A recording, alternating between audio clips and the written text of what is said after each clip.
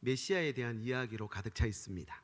그런데 이 메시아가 우리가 상상하는 왕의 모습, 어떤 권능을 가지고 오시는 모습이 아니라 종의 모습으로 오십니다. 고난받는 종, 겸손한 종, 하나님이 쓰시는 종으로 보여주고 있습니다.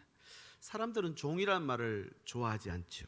그러나 성경을 보면요, 종이라는 단어가 굉장히 자주 등장하는데 사도 바울도 종이라는 단어를 자주 사용합니다. 예수님 만나고 나서부터는 나는 주님의 종입니다. 또 서신서에 보면요, 그리스도의 종된 나 바울은 이렇게 쓰고 있습니다. 사람의 종이 아니라 하나님 종이라는 거죠. 하나님께서 말씀하시는 종은요, 낮은 계급 또 어떤 낮은 신분을 의미하는 게 아닙니다. 이 단어는 하나님과의 어떤 특별한 관계를 말하는 단어입니다. 주인과 특별한 관계, 친밀한 관계, 뗄래야 뗄 수 없는 관계를 종이라고 묘사합니다. 예수님을 구주로 믿는 모든 성도는 하나님과 이런 친밀한 관계에 있는 줄 믿으시기 바랍니다. 그래서 종이라고 할 수 있습니다. 이런 의미에서 종이라는 말은 굉장히 소중하고 또 영광스러운 신분이고 우리의 정체성을 한 단어에 담고 있는 걸 찾으라면 종이라고 할 수 있겠습니다. 저는 신일교회를 섬기도록 종으로 부름받았습니다. 그래서 하나님이 저를 낮추시든 높이시든 잘 되든 못 되든 하나님의 종으로 끝까지 교회를 저는 섬길 것입니다. 이번 일로 제가 깨달은 게 있습니다. 나는 종이구나 하는 사실요. 잘나도 못나도 아닙니다. 그저 그리스도의 몸된 교회를 섬기도록 나를 종으로 부르셨다는 사실입니다. 종은 그저 시키는 대로 하면 됩니다. 말이 없습니다. 좋은 자리든 나쁜 자리든 가릴 것 없습니다. 불만 가지는 순간 종이 아닙니다. 오히려 종은 언제 어디서든 그냥 감사하면서 좋은 자리 가면 감사하고 또 나쁜 자리도 감사하고. 여러분, 우리 주차 안내하시는 우리 집사님들 보시죠. 저 자리가 얼마나 추운 자리인지 아십니까? 비가 오나 눈이 오나 그 자리에서 섬기고 있는 모습, 그게 진정한 종의 모습이 아닌가, 저는 그런 생각이 듭니다. 저는 군복무를 방위병으로 다녀왔습니다. 아니 목사님, 방위병이 무슨 자랑이라고요? 저는 자랑입니다. 왜냐하면 기도해서 응답받아서 방위병을 갔거든요. 제가 대학 보러 가니까 선배 형님들이 군대 간다고 다 갚버리고, 오늘도 지금 군대 가잖아요. 갚버리고 없는 거예요. 제가 그래서 어느 날부터 이렇게 기도했습니다. 하나님, 저는 방위병으로 보내주십시오. 방위병은 주일 예배를 드릴 수 있더라고요. 그래서 정말 응답을 받아서 18개월 동안 한 주일도 안 빠져먹고 교회를 나올 수가 있었습니다. 저는 교회가 그렇게 좋았습니다. 방학이면은 아예 짐을 집으로 안 가져가고 교회에다가 놔놓고 그냥 살았습니다. 심지어 평일날 뭐 학교 가고 오고 할 때는요, 아침에 볼일 보러도 교회까지 뛰어왔습니다. 교회까지 저희 집하고 500m 정도 거리가 됐거든요. 저희 할머니가 아니 교회가 얼마나 좋으면 볼일도 교회 가서 보느냐고 그 말을 하실 정도였습니다. 그래서 아마 하나님께서 저를 교회를 섬기는 종으로 부르신 것 같습니다. 그런데 이번 일로 주일 예배 못 드린 거는, 제가 모태신앙이거든요. 주일 예배 못 드린 거는 제 생전 처음입니다. 아니 또 목회에 있어서도 한 번 평생 있을까 말까 한 일을 경험했어요. 왜 그랬을까? 하나님, 지금 제가 교회를 빠지면 안 되지 않습니까? 그것도 신년 벽두에 한참 준비한 말씀, 준비한 목회 일정 전부 멈추고 온 성도들을 그 검사소로, 교회로 인도한 게 아니라 검사소로 인도하게 되다니요. 왜입니까? 끊임없이 물었습니다. 결론이 뭐냐? 오늘 말씀입니다. 나는 주인이 아니라 종일 뿐입니다. 네가 종이라는 사실을 잊지 말라는 것입니다.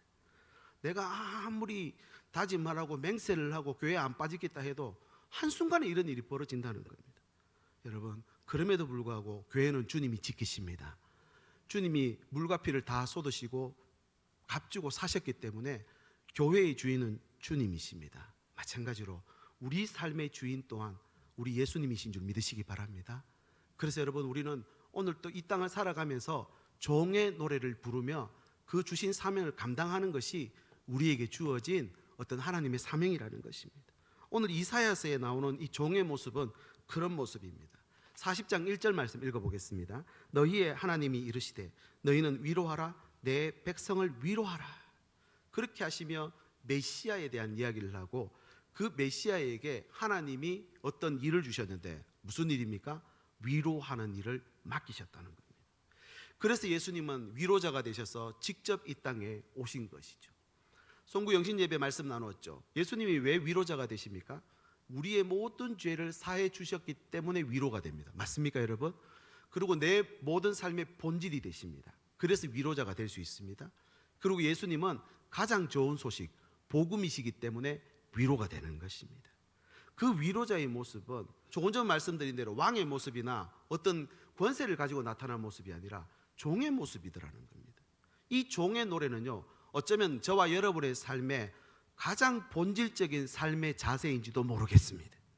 하나님께서 종에게 새 구원 역사를 맡깁니다. 하나님의 비전과 꿈을 맡기고 종에게 모든 걸 위임하십니다. 종이 그 일을 감당할 수 있도록 오늘도 건강 주시고 환경 주시고 능력 부어주시는 줄 믿으시길 바랍니다. 누구에게 말입니까? 종에게 준다는 겁니다. 이 종, 예수님은 종으로 이 땅에 오셨습니다. 그래서 종의 노래, 이 노래를 보면요, 예수님이 왜 그토록 낮은 곳으로 임하셨는지, 왜 그렇게 기도하셔야만 했는지, 왜 그렇게 죽기까지 순종하셔야만 했는지를 이 종의 노래를 보면 알 수 있습니다. 이사야서에 보면요, 종의 노래가 총 4번이나 나옵니다. 첫 번째는 42장, 두 번째 노래는 49장, 세 번째 노래 50장, 네 번째 노래는 52장. 이렇게 종의 노래를 통해서 이 땅에 사명자로 걸어가신 예수님의 모습과 발자취를 낱낱이 보여주고 있습니다. 그렇게 예수님은 하나님의 뜻에 순종해서 죽음도 불사하는 삶을 사신 것이죠. 철저히 그 길을 종로 가셨고, 그리고 하나님께로 가는 길을 내셨습니다. 그래서 요한복음 14장 6절에 예수께서 가라사대 내가 곧 길이요 진리요 생명이니 나로 말미암지 않고는 아버지께로 올 자가 없느니라. 이게 길이잖아. 예수님이 종으로 그 길을 내셨기 때문에 예수님 통하면 누구에게 갑니까? 하나님 나라에 가게 되는 줄 믿으시기 바랍니다. 그래서 예수님 우리가 구원자 되는 것이죠.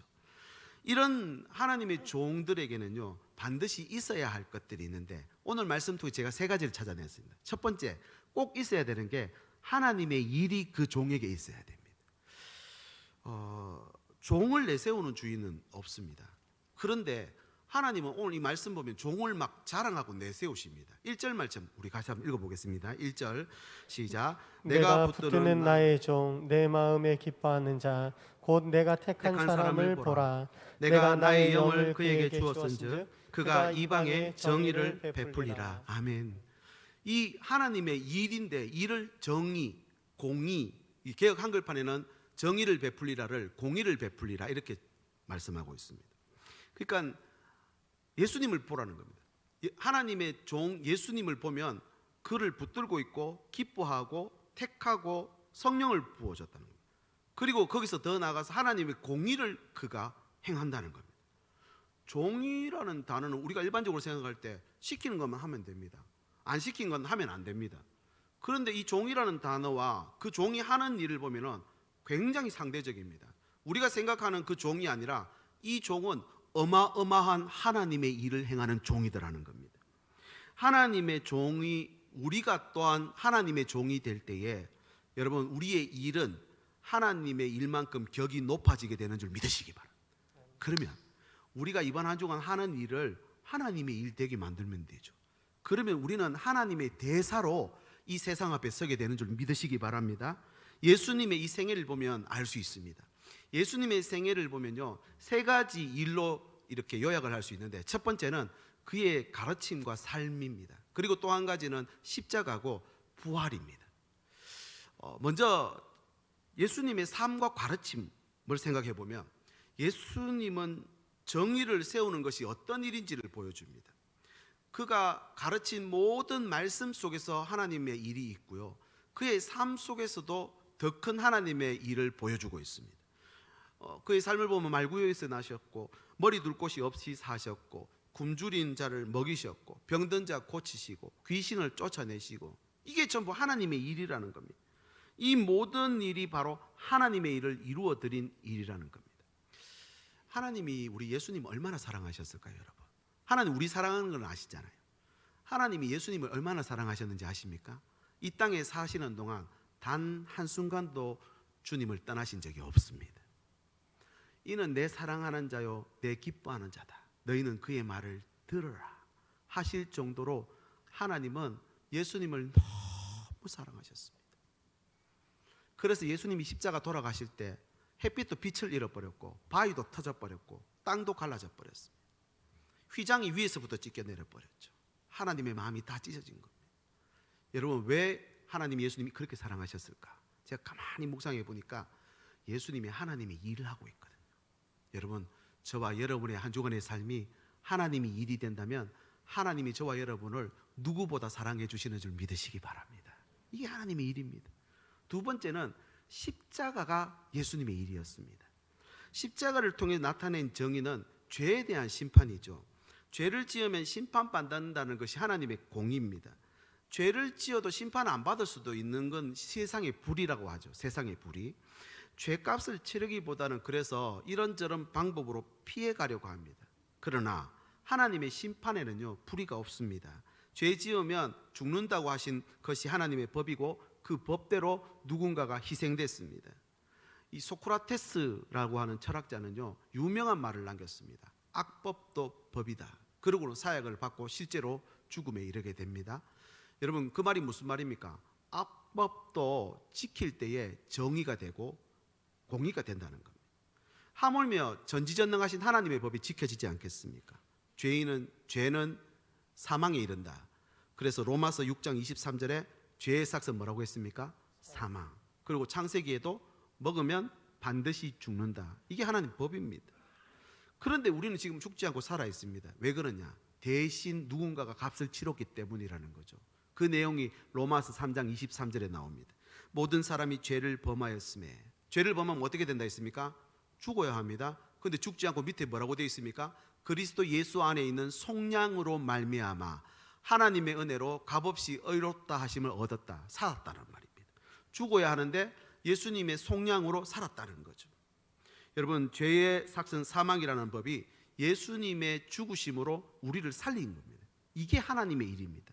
저와 여러분 하나님의 자녀입니다. 맞습니까? 자녀가 죽는 걸 보고 있을 부모는 없습니다. 그래서 본인이 대신 값을 치르고 우리를 살리는 일을 하시는데 그 일을 누구에게 맡겼다고요? 예수님, 메시아에게 맡긴 내용이 이사야서의 내용입니다. 마지막 세 번째는요, 예수님의 일이 부활입니다. 부활. 멸망을 구경만 하고 있을, 내버려 두고 있는 것은 정의가 아닙니다. 물에 빠져 죽는 사람 보고 구해주는 것이 하나님의 정의라는 사실입니다. 예수님이 하신 일이 그랬습니다. 조금 전 말씀드린 대로 죽는 사람들 고쳐주셨고 귀신을 쫓아내시고 사망에서 생명으로 옮깁니다. 이 사람들은 죽음을 그냥 끝이라고 받아들이죠. 운명이라 생각합니다. 그런데 그걸 받아들일 수 없는 분이 한 분 계십니다. 바로 우리 아버지 되시는 하나님이시고 하나님의 아들 예수님입니다. 예수님은 그 죽음의 권세를 이겨버렸습니다. 죽는 걸 볼 수 없으니까. 그래서 이기고 부활하신 것이죠. 이 부활을 믿는 자에게 영원한 생명을 선물로 주셨습니다. 이것이 바로 주님의 일이었다는 겁니다. 여러분, 예수님이 이 땅에 오셔서 하신 일을 보면 오늘 우리가 어떻게 살아가야 될지를 알 수 있습니다. 그래서 제가 작은 대지로 세 가지를 더 말씀드릴 텐데 이 셋 중에서 내 안에 없는 것이 있는지, 혹시 있어야 될 것은 없는지를 한번 여러분 이 시간 생각해 보면 좋겠습니다. 첫 번째 적용은 뭐냐면요, 바른 삶이 있어야 됩니다. 예수님처럼 주님과 같이 늘 묻는 삶이어야 하고 순종하는 삶이어야 합니다. 그리고 하나님의 일을 하는 종으로 이 땅을 살아내는 것, 이게 종이 할 일이라는 거죠. 에녹이 하나님과 동행했다 했습니다. 몇 년 동안 했느냐? 300년이죠. 히브리서 11장 5절에 보시면 그는 옮겨지기 전에 하나님을 기쁘시게 하는 자라 하는 증거를 받았느니라. 죽음을 보지 않고 옮겨졌답니다. 누가요? 에녹이 말입니다. 그런데 언제 옮겨졌느냐? 하나님을 기쁘시게 하는 자라 하는 증거를 얻고 나서 옮겨졌죠. 그런데 300년 동행했다 그랬죠. 그러면 이 말을 거꾸로 유추해 보면요, 이 에녹이 하나님을 기쁘시게 하는 자라 하는 증거를 얻기까지 몇 년 걸렸다는 말이 되느냐면, 제가 보기에는 300년 걸린 걸로 보입니다. 쉽다 안 쉽다? 쉽지 않다는 말입니다. 여러분, 저와 여러분의 삶을 통해서 이 바른 삶을 증거해내기가 어렵습니다. 그럼에도 불구하고 여러분, 하나님이 내게 맡기신 일은 바른 삶을 보여주는 삶이 되어야 할 줄 믿습니다. 자녀들에게 보여주십시오. 가족에게 보여주시옵소서. 무엇보다도 여러분 이 세상 가운데 이 그리스도인의 삶을 바르게 보여주는 하나님의 일을 감당하는 자들 되시기를 예수님의 이름으로 축복합니다. 두 번째 적용해 보면요, 십자가의 삶입니다. 여러분, 사람은 어떻게 하든지 죄를 짓고 벌 안 받을 방법을 찾습니다. 그래서 어떤 죄를 지어서 붙잡혀 들어가면 뭐부터 찾습니까? 변호사부터. 어떻게 하면 방어할까? 어떻게 하면 형량을 줄일까? 이게 사람의 모습입니다. 그러나 십자가를 보면요, 죄의 결과가 뭔지 분명히 드러납니다. 죽음밖에 없습니다. 그런데 보십시오, 예수님이 십자가를 대신 지심으로 우리를 구원하셨죠.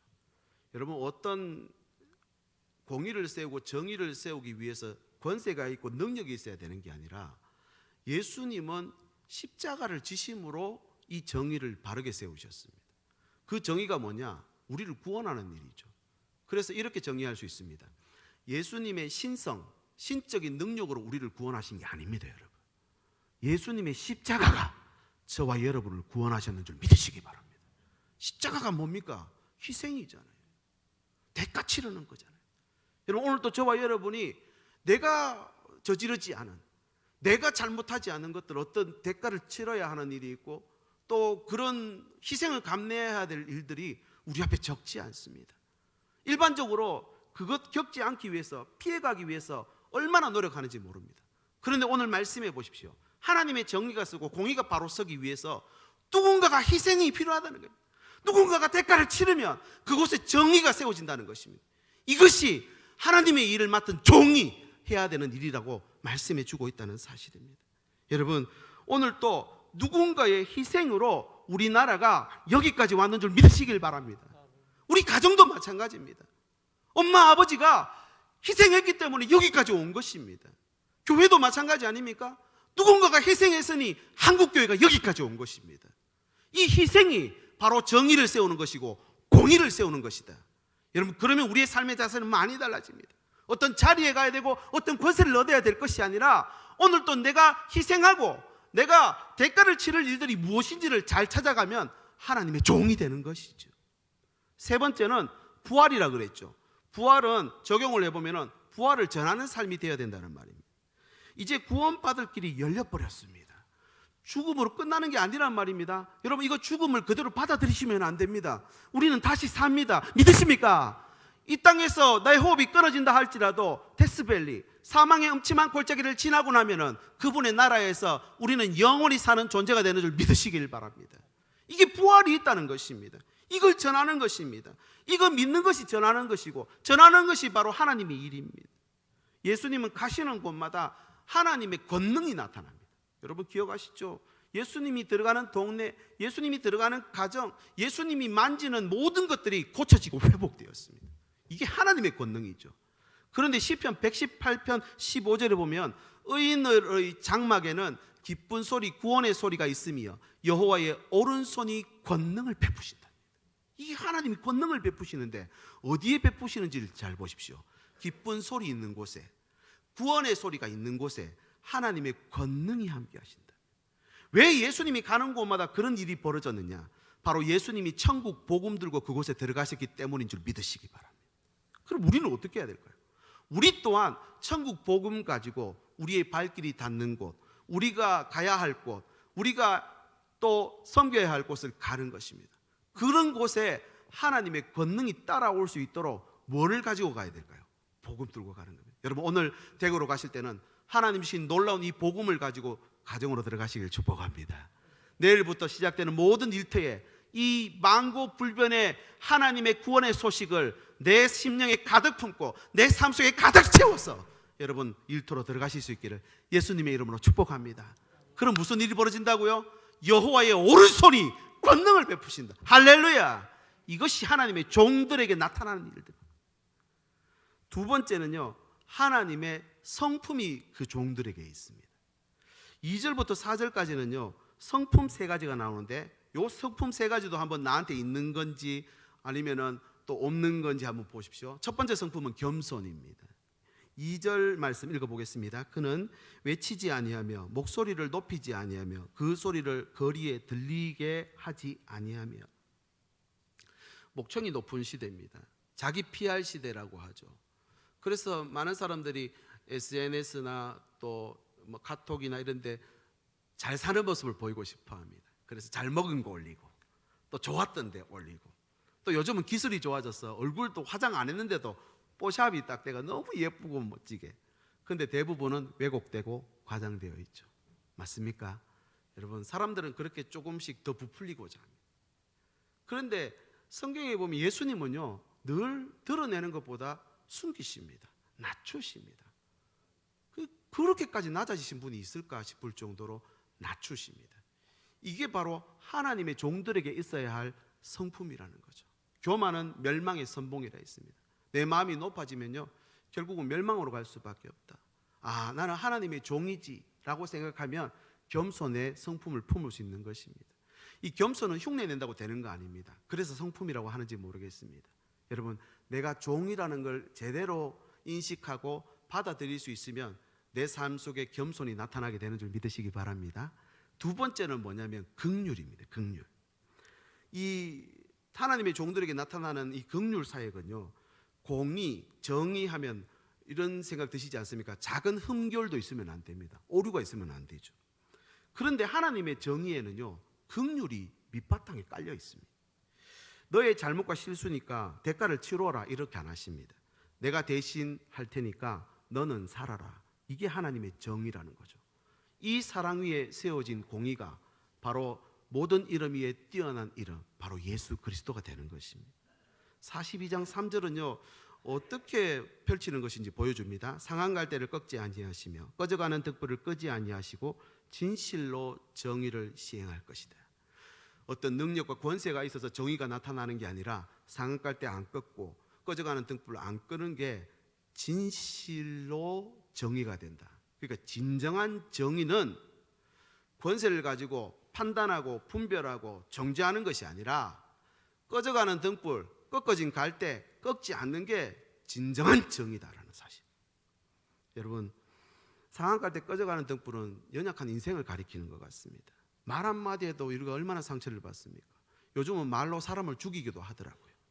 사람마다 무수한 상처를 주고받습니다. 상처 없는 사람 없습니다. 배신의 상처, 미움의 상처, 낙심의 상처, 실패의 상처, 질병과 죽음의 상처, 심지어 가난도 상처가 되더라고요. 여러분, 지금도 우리는 계속 이런 상처를 주고받을 수밖에 없습니다. 놔두면 말라버리고 꺼져버리는 것이 인생입니다. 이런 인생에 우리가 갇혀 있는데 서로 정죄하고 비판해 본들 여러분 무슨 의미가 있습니까?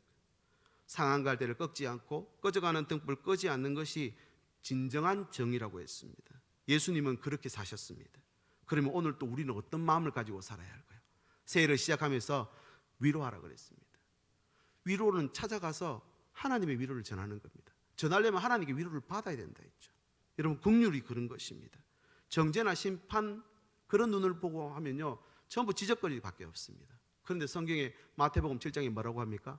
네가 헤아리는 헤아림으로 너도 헤아림 받을 것이니라. 그러면서 그 7장 하반절로 가면은 구하라 두드리야 열릴 것이다. 여러분, 이게 무슨 말입니까? 기도하면 다 응답하시는데 제일 처음 조건이 있다는 겁니다. 긍휼 사역입니다. 누군가를 불쌍히 여기면 너도 불쌍히 여김 받는다. 할렐루야.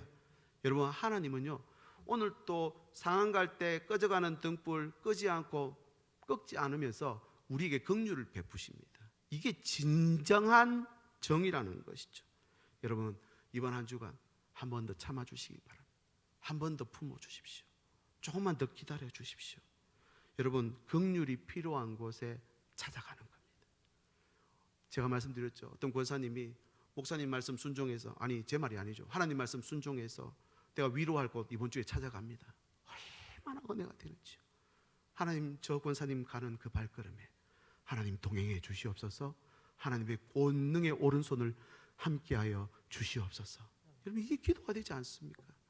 여러분, 이번 한 주간도 긍휼이 필요한 것, 위로가 필요한 것, 여러분 하나님의 종으로 찾아가실 수 있기를 예수님의 이름으로 축복합니다. 세 번째 마음가짐은 인내입니다. 인내. 참는 거죠. 이 42장 4절 보겠습니다. 그는 쇠하지 아니하며 낙담하지 아니하고. 참 이상한 거는 죄를 짓다가 실패하면 낙담이 잘 안 됩니다. 계속 반복하죠. 될 때까지. 근데 좋은 일은요, 낙담이 쉽게 됩니다. 생각해 보니까 누가 좀 알아줬으면 하는 마음이 있는데 안 알아주니까 기대가 큰 만큼 실망이 큰 겁니다. 그런데 여러분 생각해 보십시오. 우리가 바른 삶을 사는 것은 인간된 도리인 것이지 누가 인정해주면 바르게 살고 인정 안 해주면 죄 짓고 살고 이건 정의가 아니라는 것이죠. 옳은 일이라는 것은 아무도 보는 이 없을 때도 묵묵히 오늘 내 할 일 하는 것, 이것이 진정한 옳은 일이라는 겁니다. 그러면은 시련이 오고 또 수많은 반대와 비난에 부딪힌다 하더라도 낙심하지 않고 그냥 인내하는 것입니다.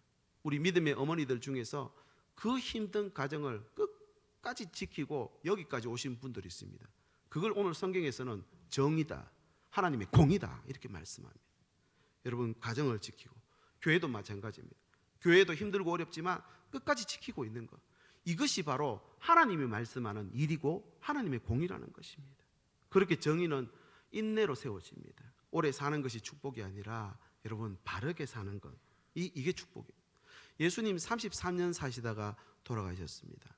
머리 둘 곳도 없을 정도로 아무것도 가지지 못했습니다. 그러나 예수님의 공의를 보십시오. 온 세상을 소유하시고 하나님의 일을 감당하는 메시아가 되셨다는 사실입니다. 여러분 오늘도 저와 여러분의 삶이 이런 하나님의 일을 감당하는 그런 삶이 될 수 있기를, 그래서 그런 마음으로 이번 한 주간도 살아갈 수 있기를 소망합니다. 정리를 해볼까요?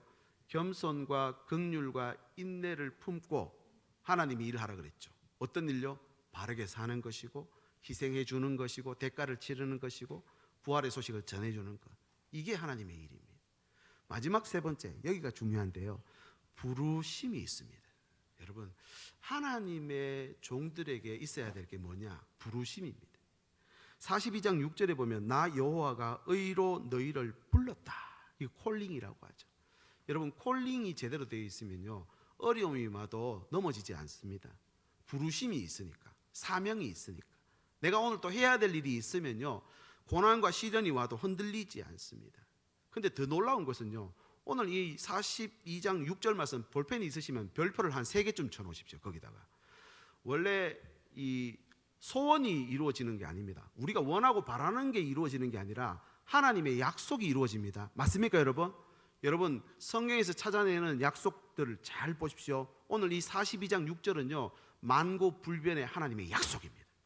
사명이 있는 자, 부르심 받은 자에게 주시는 약속인데, 여러분 보십시오. 같이 한번 읽어보겠습니다. 시작. 내가 네 손을 잡아 너를 보호하며 너를 세워 백성의 언약과 이방의 빛이 되게 하리니. 할렐루야.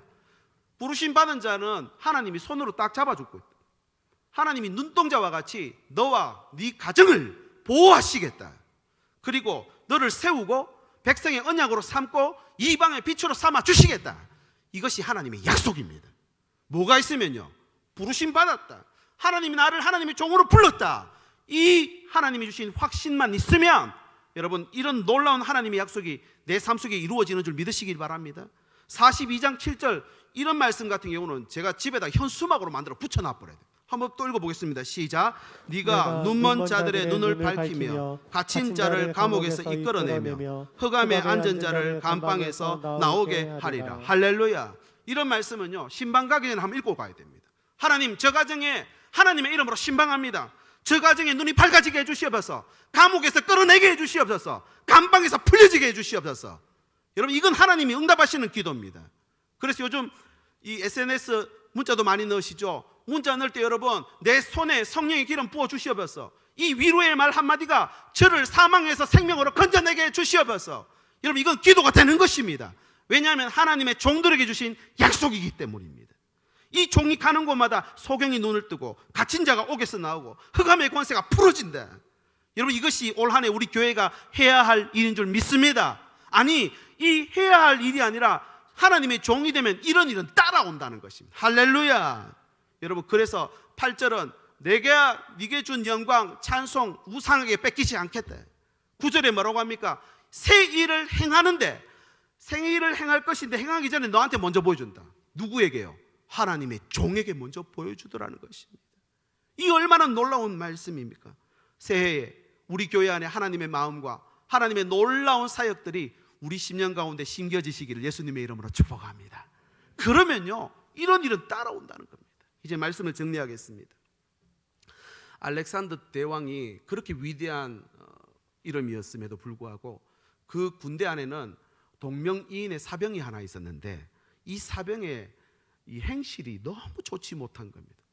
그래서 알렉산더라는 위대한 이름이 그 군대 안에서는 별로 평판이 좋지 못한 이름이 된다는 걸 어느 날 대왕이 들었습니다. 그래서 갑자기 막사에 들이닥쳐 가지고 알렉산더 그 사병을 불러오라는 거예요. 완전히 겁에 찌들은 그 사병이 와서 벌벌 떨고 있는데 알렉산더 대왕이 딱 한마디 합니다. 내가 오늘 두 가지를 둘 중에 하나를 네한테 요구할 텐데 하나는 무조건 들어야 된다. 그러면서 했던 말이 뭐냐면 네 이름을 바꾸든지 네 삶을 바꾸든지 둘 중에 하나 하라, 이랬다는 겁니다. 여러분, 우리가 살고 있는 이 시대, 우리가 믿는 하나님, 우리가 따르는 예수님의 이름은 여러분 정말 고귀하고 존귀한 이름입니까? 혹 우리가 종이 제대로 되지 못해서 그 이름이 바닥에 떨어지고 그 이름의 영광을 가리우는 것 아닌가? 저는 이번 일을 겪으면서 주님 어떻게 해요? 이걸 어떻게 하면 좋을지 모르겠는 거예요. 그때 하나님이 너는 종이잖아. 높은 데 가든 낮은 데 가든 그냥 시키면 되는 거야. 하면 되는 거야. 제가 그래서 무릎을 탁 쳤습니다. 그렇습니다. 내 힘으로 가는 건 아니죠. 주님이 시키면 가고 주님이 멈추라면 멈추는 것. 여러분, 혹 우리 가운데에 내가 원하고 바라는 게 이루어지지 않아 오늘 또 애걸하며 또 안타까워하며 그렇게 계시는, 실망 중에 계시는 분들 계십니까? 여러분, 우린 종입니다. 종으로 살면 되는 겁니다. 종으로 사는 자에게 이런 약속을 주셨다 했습니다. 여러분, 최소한 우리가 하나님의 종이라면 우리가 높은 자리건 낮은 자리거든, 되는 자리든 안 되는 자리든 여러분 이 종의 사명을 감당하면 되는 줄 믿습니다. 그러면 주님의 상급이 기다리고 있는 것이죠. 여러분, 이 시간 우리는 종으로 살아야 된다, 그런 마음으로 이 찬양을 함께 드리면 좋겠습니다. 주님, 내가 여기 있습니다. 나를 그냥 보내주십시오. 주님이 아파하는 땅, 주님이 바라보는 영혼에게, 주님이 사랑을 베풀고 구원을 베풀어야 할 그곳에 그냥 하나님 나 보내주십시오. 그렇게 복음 들고 헌신하고 대가 치르며 그렇게 바른 삶으로 주님처럼 따라가겠습니다. 그런 결단이 우리 가운데 있기를 소망합니다. 우리 시간 같이 한번 먼저 기도하고 찬양하면 좋겠습니다. 새해를 시작한 지 벌써 3주째입니다. 하나님, 어떻게 살까요? 어떤 일을 이룰까가 아니라, 아니 그 하고 있는 일을 멈추라는 게 아닙니다. 그 가정에서 나오라는 말이 아닙니다. 하고 있는 일, 내가 섬기는 가정이 바로 하나님이 일 되게 만들면 됩니다. 여러분, 어떤 전도자가 그런 말을 했죠. 나는 하나님 일하고 하나님은 내 일하고, 이렇게 돼야죠. 생존 위에 살 것 아니라 사명 위에 살아갈 수 있도록 하나님 내 삶을 붙잡으시고 새롭게 하여 주시옵소서. 우리 같이 한번 기도하시고 이 찬양 드리겠습니다. 하나님 아버지, 감사합니다. 신년 시작하며 하나님의 뜻을 구합니다. 하나님이 원하고 바라는 일, 하나님이 주신 일, 하나님이 맡겨주신 것 무엇인지 구별하고 판단할 수 있도록 주님 도와주시옵소서. 하나님, 내 일부터 해놓고 하나님 일 찾는 것이 아니라 하나님 일을 감당할 때에 하나님이 내 모든 삶을 인도하시고 붙들어 주시고 이끌어 주신다는 사실을 잊지 말게 해 주시옵소서. 어떤 상황과 환경에서도 우리에게 주신 은혜를 잊지 않고 하나님 주신 사명 감당하는 저희들에게 인도하여 주옵소서. 예수님의 이름으로 기도드립니다. 우리 자리 모두 일어나셔서 함께 이 찬양으로 결단하겠습니다. 하나님, 나를 보내십시오. 내 가정을 보내주십시오. 우리 자녀들을 보내주십시오. 주님, 내가 여기 사오니 나를 보내소서. 나의 맘 나의 몸 주께 드리오니 주 받으옵소서. 주님, 나의 삶을 드립니다.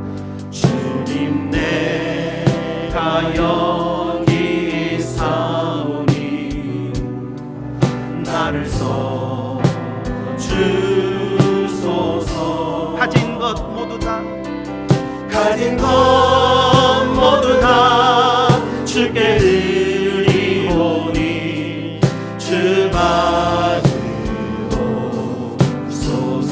우리 오른손 들고 할렐루야, 할렐루야.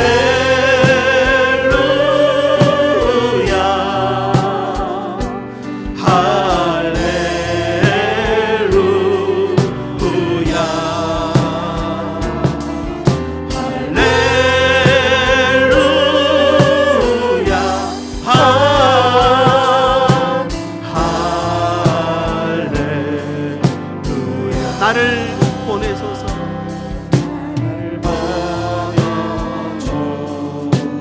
나를 받으옵소서. 나를 받으옵소서.